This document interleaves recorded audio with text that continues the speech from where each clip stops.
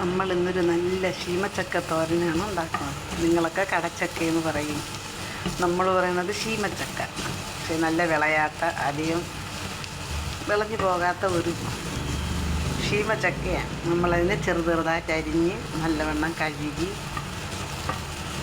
എന്നിട്ട് നമ്മൾ ശകല എണ്ണ ഒഴിച്ച് അതിലിട്ടൊന്ന് വഴറ്റിയിട്ട് തേങ്ങയും ജീരകവും വെളുത്തുള്ളിയും കരിവേപ്പിലയും മഞ്ഞൾപ്പൊടി മുളക് പൊടി ഇത്രയും കൂടെ ചേർത്ത് അരച്ച് ഇതിലിട്ടതാണ്. ഒന്ന് അടിച്ചെടുത്താൽ മതി, ഒരുപാട് അരിഞ്ഞു പോകാതെ. കടച്ചക്കത്തോരൻ, നമ്മൾ ശീമച്ചക്കയെന്ന് പറയും. അടിപൊളി തോരനാണ് കേട്ടോ, ഹെൽത്തിയായ തോരൻ. നമ്മളിന്ന് ഉച്ചയൂണിനിങ്ങനെ ഈ ഒരു തോരൻ ഉണ്ടാക്കുകയാണ്.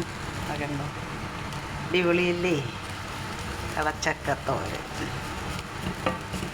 അപ്പം എല്ലായിടത്തും ഉണ്ട് ശീമച്ചക്ക. നമ്മൾ പറയണത് ശീമച്ചക്ക. കണ്ടല്ലോ കൂട്ടുകാർ, തോരൻ. ഈ തോരനും കൂട്ടി ചോറിന് നല്ല ടേസ്റ്റാണ് കേട്ടോ. നല്ലൊരു തോരനാണ്, കണ്ടല്ലോ.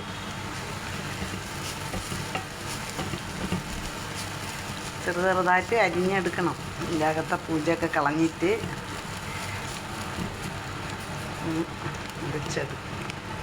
അരിഞ്ഞെടുത്തുണ്ടാക്കിയ തോരനാണ് ശീമച്ചക്ക തോരൻ.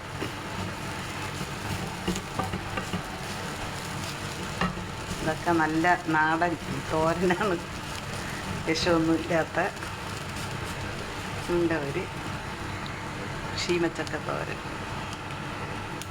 കണ്ടല്ലോ.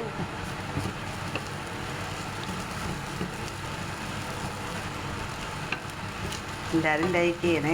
ആരും സബ്സ്ക്രൈബ് ചെയ്യൂല, ലൈക്ക് ചെയ്യണേ. ലൈക്കെങ്കിലും കിട്ടട്ടെ. നമ്മളെ ചെറിയ വീഡിയോ ആയതുകൊണ്ട് ആരും മൈൻഡും ചെയ്യണില്ല. കണ്ടല്ലോ ഇന്നത്തെ തോരൻ, ചെവിളിൻ്റെ തോരൻ.